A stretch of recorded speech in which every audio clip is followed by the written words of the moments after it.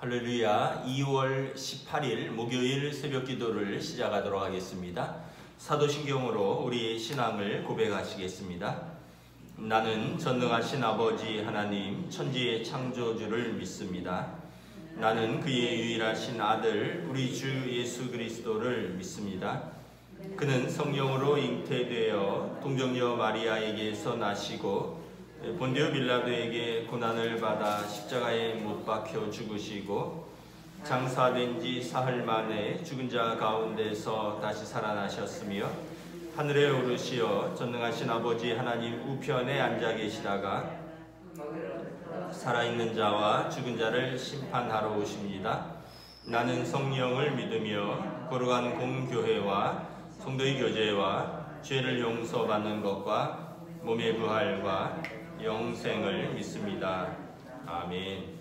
찬송가 545장입니다. 찬송가 545장입니다.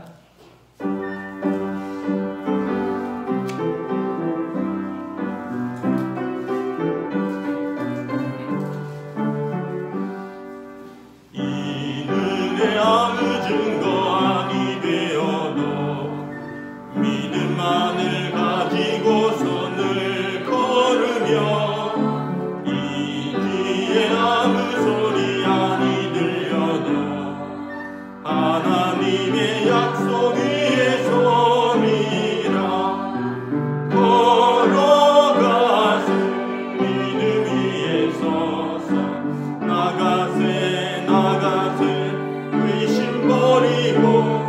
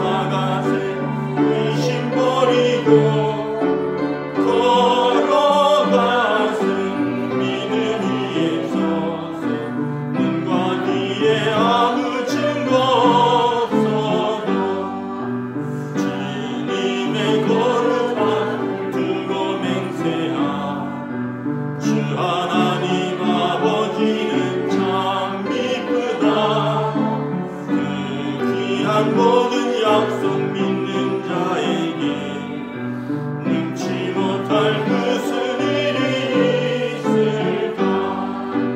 걸어가세 믿음 위에 서서 나가세 나가세 의심 버리고 걸어가세 믿음 위에 서서 눈과 귀에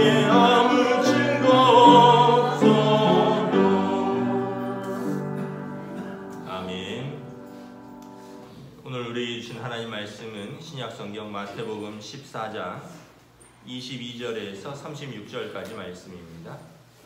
마태복음 14장 22절에서 36절까지 말씀입니다. 다 찾으신 줄 알고 저와 여러분들이 한 절씩 교도하도록 하겠습니다. 마태복음 14장 22절에서 36절입니다. 예수께서 즉시 제자들을 재촉하사 자기가 무리들을 보내는 동안에 배를 타고 앞서 건너편으로 가게 하시고 무리를 보내신 후에 기도하러 따로 산에 올라가시니라. 저물매 거기 혼자 계시더니 배가 이미 육지에서 술이나 떠나서 바람이 거스름으로 물결로 말미암아 고난을 당하더라. 밤 사경에 예수께서 바다 위로 걸어서 제자들에게 오시니 제자들이 그가 바다 위로 걸어오심을 보고 놀라 요령이라 하며 무서워하여 소리 지르거늘 예수께서 즉시 이르시되 안심하라 내니 두려워하지 말라. 베드로가 대답하여 이르되 주여 만일 주님이시거든 나를 명하사 물 위로 오라 하소서 하니 오라 하시니 베드로가 배에서 내려 물 위로 걸어서 예수께로 가되 바람을 보고 무서워하여 빠져가는지라 소리질러 이르되 주여 나를 구원하소서 하니 예수께서 즉시 손을 내밀어 그를 붙잡으시며 이르시되 믿음이 적은 자여 왜 의심하느냐 하시고 배에 함께 오름에 바람이 그치는지라 배에 있는 사람들이 예수께 절하며 이르되 진실로 하나님의 아들이로소이다 하더라. 그들이 건너가 게네사렛 땅에 이르니 그곳 사람들이 예수이신 줄을 알고 그 근방에 두루 통지하여 모든 병든 자를 예수께 데리고 와서 함께 읽습니다. 다만 예수의 옷자락에라도 손을 대게 하시기를 간구하니 손을 대는 자는 다 나음을 얻으니라. 아멘. 할렐루야. 오늘도 새날을 주셨습니다. 하나님께서 은혜와 평강으로 함께 하시기를 축복합니다. 오늘 말씀은 예수님께서 바다 위를 걸으신 사건입니다. 22절에 보면 이제 무리들이 예수님이 계신 곳에 계속 몰려드니 예수님께서 이제 무리들을 보내고 제자들과 함께 바다를 건너가자. 이 바다는 이제 갈릴리 바다라고도 하고 또 바다는 아니고 원래는 크고 긴 호수입니다. 긴네렛 호수라고도 하고 하프 모양의 긴 호숫가입니다. 근데 굉장히 커서 바다처럼 파도가 일기도 하는 곳이죠. 23절에 보면 이제 제자들을 먼저 건너라 그러고 무리를 보내신 후에 기도하러 따로 산에 올라가시니라. 그리고 저물매 거기 혼자 계시면서 기도하셨습니다. 25절에 보면 밤 사경은 새벽 3시부터 6시 사이입니다. 그러니까 예수님이 밤새 기도를 하셨다는 것을 알 수가 있죠. 우리가 여기서 보면 바리새인들의 기도와 예수님의 기도의 차이점을 알 수 있습니다. 바리새인의 기도는 시장 어귀에 서서 큰 소리로 하는 기도입니다. 나 기도한다 뭐 이런 거죠. 바리새인들은 하루에 3번 기도하는 시간이 있는데 그 시간에 다니다가 시장 그 길목이나 아니면 사람들이 많이 모이는 곳이라도 그 시간이 기도 시간이면 그 자리에 서서 벽에 손을 대고 큰 소리로 기도했습니다. 그러면 이제 사람들이 야 대단하다. 우리 같으면 그래도 빨리 집에 가서 집에서 기도할 텐데 기도 시간을 저렇게 엄격하게 지키는구나. 길에서도 기도하는구나. 정말 기도 열심히 한다. 대단하다. 이게 바리새인들의 기도. 예수님께서 저런 기도를 본받지 말라. 사람들에게 보이려고 하는 기도다. 기도하는데 삶에 아무런 변화가 없다. 외식하는 자들의 기도다 말씀을 하셨습니다.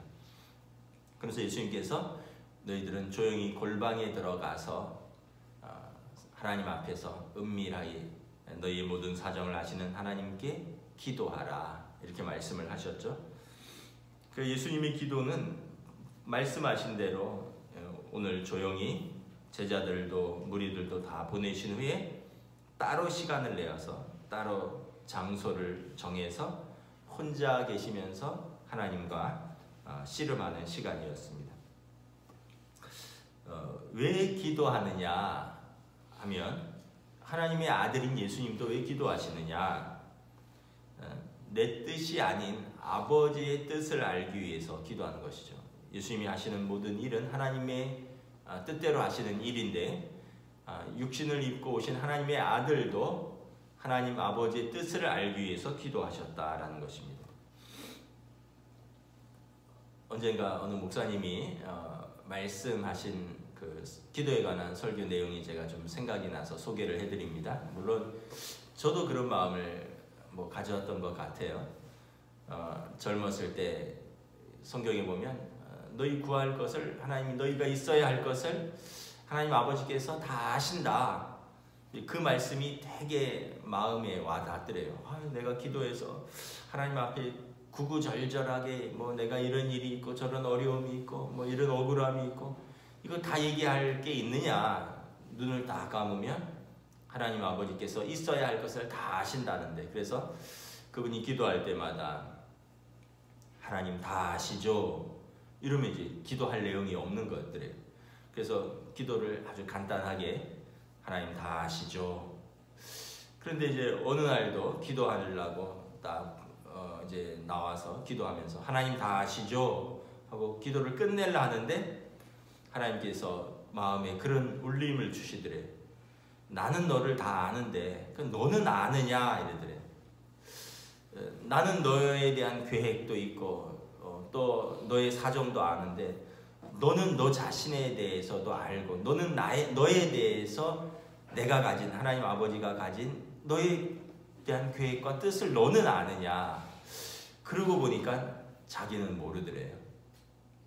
그 주님 다 아시죠? 주님은 우리 사정도 다 아시고 우리에 대한 계획도 있는데 정작 우리는 다 아시죠 하고 끝내버리니까 우리에 대한 하나님 아버지의 계획도 모르고 하나님의 뜻도 모르고 그러다 보니까 우리는 문제가 생기고 또 기도를 하면서도 좌충우돌하고 또 갈팡질팡하고 믿음이 있다 없다 이런다는 거죠. 그래서 그분이 깨달은 것이 기도는 하나님이 나를 몰라서 내 사정을 그분께 아뢰는 게 아니라 내가 하나님 아버지의 나에 대한 계획과 뜻을 알고 내가 그분의 뜻에 발맞춰 가기 위해서 내가 기도가 필요하구나 이걸 깨달았다고 그런 말씀을 하시더라고요. 여러분 마찬가지입니다. 우리의 기도는 하나님이 우리 사정을 몰라서가 아니라 내 뜻이 아니라 하나님의 뜻을 우리도 알기 위한 것이죠. 하나님께서는 늘 우리에게 대해서 모든 것이 합력하여 선을 이룰 수 있도록 성령께서 우리 가운데 말할 수 없는 탄식 가운데 우리 기도를 도우시고 우리를 인도하시는데 우리가 하나님의 뜻을 모르면 왜 나는 이렇게 기도했는데 나는 이런 마음을 가지고 있는데 이렇게 인도하실까? 그래서 기도하면서도 만족함이 없고 기도하면서도 응답받지 못하는 것 같고 그렇다는 것입니다. 그래서 기도는 하나님의 뜻을 나도 아는 것입니다. 내 뜻을 하나님께 아뢰는 것이기도 하지만 오늘 예수님이 보면 새벽기도, 산기도, 철야기도를 동시에 다 하신 것이죠. 산에 올라서 산기도죠. 밤새도록 하셨으니까 철야기도죠. 새벽까지 새벽 4시부터 6시 사이니까 사실 예수님이 새벽기도, 철야기도, 산기도의 원조입니다. 원래 새벽기도, 철야기도는 우리나라에만 있는 기도의 좋은 문화입니다. 우리나라 초대 한국인 7인의 목사님, 장로교 목사님 중에 한 분인 길선주 목사님이 목사가 되시기 전에 원래 예수님 믿기 전에 무속인이었습니다.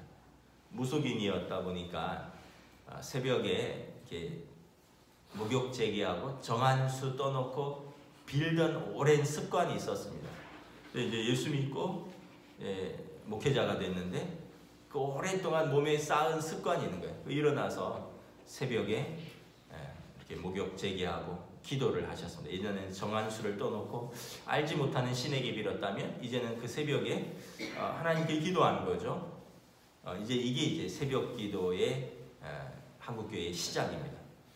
그리고 이제 130년 전에 평양 대부흥 운동이 일어날 때 선교사들이나 목회자들이 너무 숫자적으로 적고 귀해서 한 번 집회를 하면 이렇게 부흥 사경회를 4일, 일주일씩 했습니다. 그러면 이분들이 자기 먹을 쌀을 жил머지고 그 집회가 있는 예를 들어서 평양 장대현 교회에서 예를 들어서 길선주 목사님이 부흥 집회를 한다. 그러면 평양뿐만 아니라 그 인근 도시에서도 이제 말씀을 들으러 자기 먹을 쌀을 짊어지고 오는 겁니다. 그리고 와서 거기에서 일주일 동안 그냥 숙식을 하면서 말씀을 듣고 기도하는 거예요. 그러니까 이분들이 원래는 예배 시간이 정해져 있잖아요. 점심때 집회가 있었고 그럼 저녁 때까지 시간 남잖아요. 그럼 갔다가 올 수 없으니까 계속 거기 머무는 겁니다. 저녁 집회가 끝났습니다. 그럼 아침 집회가 있는데 또 집에 갔다가 올 수 없으니까 그냥 교회에서 머무는 거예요. 그러면서 기도도 하고 교회에서 자기도 하고 그게 이제 철야 기도가 된 겁니다. 그 우리나라의 이 독특한 이제 철야기도, 또 우리가 새벽기도, 또 하나가 뭐냐면 통성기도입니다. 통성기도. 우리 한국 분들은 주여 하고 이렇게 통성으로 부르짖고 함께 기도하는 게 있는데, 외국 사람들은 거의 절대라고 하면 100%가 아니니까 거의 소리 내서 기도하지 않습니다. 외국 사람들은 자기 기도를 누가 듣는 거를 좀 어색해하고, 또 함께 막 소리 질러서 기도하는 걸 또 더 어색해합니다. 그런데 이제 한국 사람들은 함께 공동의 목표를 두고 주여 하고 기도하죠. 그러면 우리 마음부터 시원해지는 거죠. 그리고 같이 기도하니까 힘도 나고. 그래서 외국 사람들이 세계를 너무나 부러워하고 신기해요. 새벽에 기도하는 거. 저 사람들은 잠도 없냐, 철야 밤새도록 기도하는 거. 야, 정말 열심이다. 그 다음에 함께 통성으로 기도하는 것, 기도를 저렇게 함께 큰 소리로 같이 할 수도 있구나. 근데 이걸 너무 부러워하는데 자기들의 문화랑 맞지 않아서 잘 하지는 못합니다. 그러니까 한국에 좋은 문화가 있고, 좋은 기도의 문화가 있고, 기도에 대한 큰 열심이 있는 거죠. 정말. 그런데 이제 더 중요한 것은 뭐냐면, 기도하면 삶이 바뀌어야 된다는 거예요. 그냥 기도만 하고 끝나면 안 된다는 거예요. 새벽 기도만 하고, 철야 기도만 하고, 산 기도만 하고, 합심 기도만 하고, 방언으로 기도는 하는데 돌아가면 식구들이랑 싸우고, 직장 가면 손가락질을 받고, 그러면 정말 기도하는 이유를 잘 모르는 거죠. 바리새인보다도 못한 기도입니다. 바리새인들은 그래도 경건하려고 애는 썼거든요.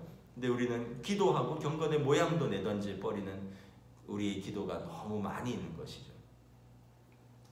24절에 보면 예수님께서 제자들을 보내셨는데, 갈릴리가 호수인데 바다처럼 크다고 했습니다. 그러니까 바람이 크게 일어나면 물결도 크게 일어나고 고난을 당하는 거죠. 25절에 보면 예수님께서 제자들을 보내셨는데 아마 산 위에서 기도하시다가 쳐다보신 것 같아요. 그랬더니 제자들이 바다에서 한참 씨름을 하고 있는 거예요. 파도 속에서 배를 바로잡기 위해서. 그 배가 뭐 얼마나 크겠습니까? 뭐 12명 정도 타는, 15명 정도 타는 고깃배 정도겠죠. 이 작은 배가 망망대해 이력편주처럼 흔들리는 겁니다. 그래서 예수님께서 즉시 개입을 하십니다. 예수님이 배를 타고 가실 수도 있지만 즉시 개입을 하시니까 어떻습니까?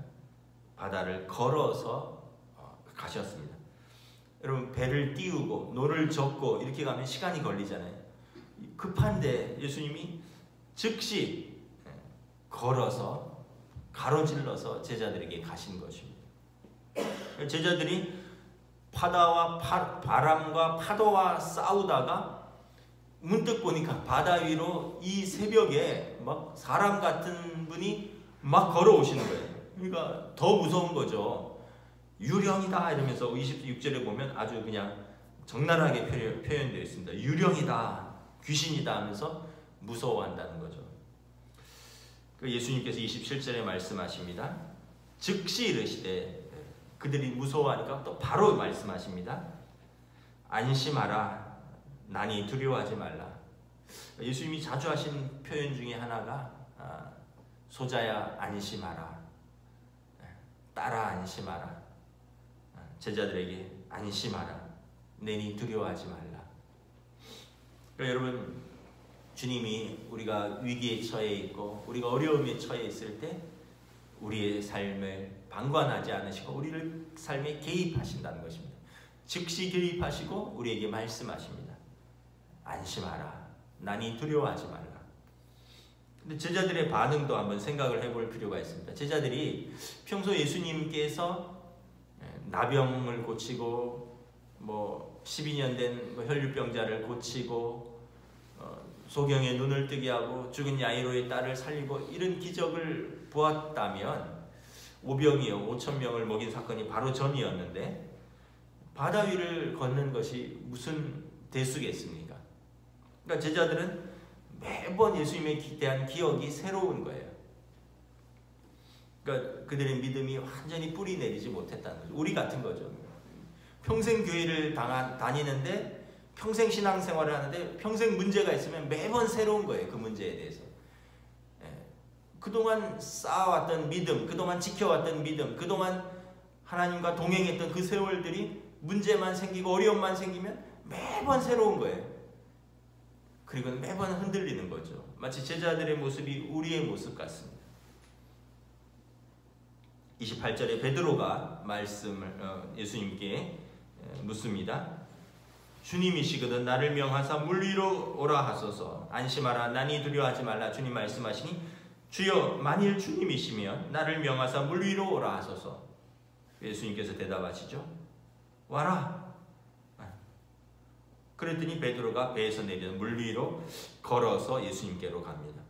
예수님께 가고자 원했고 예수님이 오라 했고 베드로는 발을 이제 배에서 내렸습니다. 그리고 베드로도 물 위를 걸어서 예수님께 가다가 30절에 보면 바람을 보고 무서워하여 빠져가는지라. 바람을 보니까 바다를 보니까 뭐 시커멓잖아요. 얼마나 무섭습니까? 그래서 무서워하는 순간 의심이 생겼고 물에 빠진 것입니다. 그리고 소리 지르죠. 물에 빠져 주여 나를 구원하소서. 예수님께서 즉시 손을 내밀어 그를 붙잡으시면서 이렇게 말씀하십니다. 31절에 믿음이 작은 자여 왜 의심하느냐. 의심하는 자, 왜 의심하느냐? 의심하느냐는 헬라어로 디스타조라는 단어인데 뜻은 뭐냐면 마음을 빼앗기다 이런 뜻입니다. 마음을 빼앗기. 왜 마음을 빼앗겼느냐? 예수님께 집중하지 못하고 예수님께서 오라 그랬고 예수님을 보고 오면 되는데 왜 바람과 바다를 보고 마음을 빼앗겼느냐는 거죠. 문제와 환경에 마음을 빼앗기면 거기에 빠질 수밖에 없다는 거예요. 그러니까 여러분 왜 의심하느냐? 우리 의심은 어디에 생기느냐 하면 예수님을 바라보고 나아갈 때 이제 믿음이 생기는데 예수님께 집중하지 못하고 우리가 처한 문제, 우리가 처한 환경, 또 사람의 마음을 빼앗기면 바로 문제에 빠진다는 것입니다. 그러면 어떻게 됩니까? 우리는 다시 문제에 빠져서 어려움에 빠져서 허우적될 수밖에 없다는 것입니다. 예수님께서 믿음이 작은 자여 왜 의심하느냐? 마음을 왜 빼앗기느냐? 자꾸 마음을 빼앗긴다는 것은 믿음이 작은 사람이다 라는 것입니다. 여러분 뭘 마음이 빼앗기십니까? 건강에 마음이 빼앗기진 않으세요? 나 몸이 이렇게 아픈데, 몸이 이렇게 시원찮은데 나 이거 오래 못 사는 거 아니야? 자꾸 건강에 마음이 빼앗기지 않으세요? 자꾸 물질의 마음이 빼앗기지 않으세요? 이 돈으로 어떻게 사나? 내가 이러면서 자꾸 마음이, 또는 사람에게 마음을 빼앗기지 않으세요? 저 사람 때문에 너무 힘들다. 저 사람하고 어떻게 계속 씨름하냐? 그 사람이 가족일 수도 있고 같이 일하는 동료일 수도 있고 심지어는 교인일 수도 있고 누구만 보면 가슴이 떨리고 누구만 보면 힘들고 그래서 자기 삶을 살지 못하고 예수님께서 대답을 하시는 거예요. 왜 마음을 빼앗기느냐? 예수님께 집중하라는 거죠. 그래서 먼저 그 나라와 그 의를 구하라는 말씀이 그 얘기입니다. 예수님께 집중하라. 하나님 나라와 그 의를 구하면 문제의 마음을 빼앗기지 않는다는 것입니다. 그리하면 이 문제를 극복할 수, 이 모든 일을 너에게 더하시라. 이 문제를 극복할 수 있는 주님께서 힘과 지혜와 능력을 주신다는 것입니다. 또 하나는 믿음과 의심, 믿음과 두려움은 반비례 관계라는 것입니다. 믿음이 커지면 의심은 작아지고 믿음이 커지면 두려움은 작아지고요. 믿음이 반대로 두려움이 커지고 의심이 커지면 믿음이 작아지는 관계입니다. 둘 다일 수는 없습니다. 믿음이 큰데 두려움도 클 수는 없습니다. 믿음이 큰데 의심이 클 수도 없습니다. 믿음이 작기 때문에 의심도 있고 두려움도 커지는 것이죠. 오늘 이 사건을 통해서 예수님께서 분명히 말씀하십니다. 너희들이 어려움에 빠져 있을 때 나는 즉각적으로 개입하기 위해서 바다를 걸어서 왔는데 너희는 왜 나에게 집중하지 않고 바다의 파도에 바람에 마음을 빼앗기느냐? 믿음이 작은 자들아. 이 사건을 통해서 33절에 제자들이 진실로 예수님이 하나님의 아들이십니다 라고 고백을 하게 되는 이런 사건들입니다. 예수님의 제자들이 그냥 예수님의 제자들이 된 것이 아니죠. 계속해서 이런 사건들을 통해서 그들의 믿음이 점점 뿌리가 깊어지고 자라나고 이후에 사도로서 복음을 위해서 순교할 정도로 이제 다져지고 성장해 가는 것입니다. 34절, 35절, 36절은 예수님과 제자들이 건너편에 도착을 하셨습니다. 그랬더니 35절에 그곳 사람들이 예수님께서 오셨다는 이야기를 듣고 사방에 다 알립니다. 두루 통지합니다. 그리고 그 지역에는 모든 사람들이 예수님께 나아옵니다. 병자를 데리고 예수님께 나옵니다. 그래서 예수님의 옷자락에라도 손을 대기를 원하고 손을 대는 자는 다 나음을 얻으니라. 수요예배 기도 시간에 우리가 설교 후에 합심해서 기도하는 시간들이 있죠. 이렇게 한 분 한 분 이름을 부르다 보니까 우리 어른들 중에 편찮으신 분들이 꽤 많으세요. 보면 근데 암투병도 있고 지병으로 또 회복 중인 수술하고 회복 중인 분, 수술을 앞둔 분들. 근데 이렇게 보니까 또 어른들 사고는 낙상 넘어져서 어깨 다치시고, 넘어져서 머리 다치시고, 넘어져서 팔 부러지고, 연세가 드시니까 이제 자주 넘어지시기도 하고, 넘어지면 치명적입니다. 그래서 어른들은 넘어지지 않도록 각별히 주의하시고, 또 제가 그런 마음이 들었어요. 저희가 이렇게 연약한 성도들을 위해서 함께 그 이름을 부르며 기도할 때, 주님의 옷자락으로 덮어주시옵소서. 주님의 은혜의 옷자락으로 병든 자를 덮어주십시오. 우리 연약한 자들, 주님의 은혜의 옷자락으로 덮어주십시오.